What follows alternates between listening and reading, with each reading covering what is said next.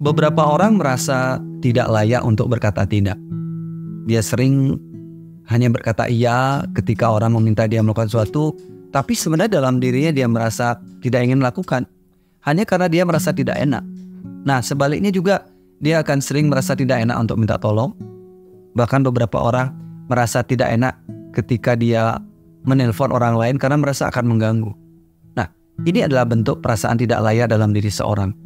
Ya, orang sering bilang dirinya menjadi people pleaser karena hanya dia ingin merasa dirinya tidak mengecewakan orang lain.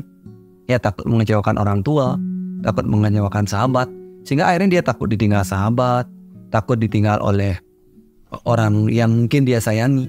Nah, ini sebenarnya sebentuk yang harus diamati dalam diri.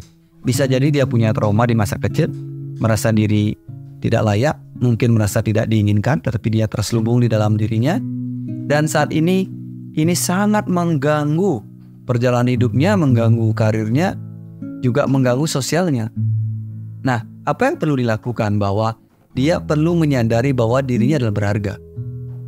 Barangkali mungkin dia juga perlu menyembuhkan jika ada trauma yang ada di masa lalunya, tentu perlu dikali.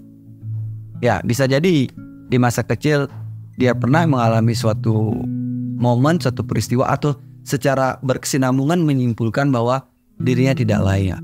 Nah, bahkan beberapa case itu bisa jadi perasaan tidak layak itu datang dari orang tuanya.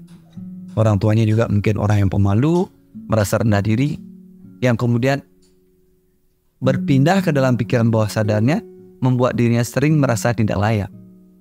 Nah, menemukan bahwa diri kita berharga bukan berarti kita menjadi sombong, tetapi lebih kepada bagaimana kita menemukan cinta akan hidup.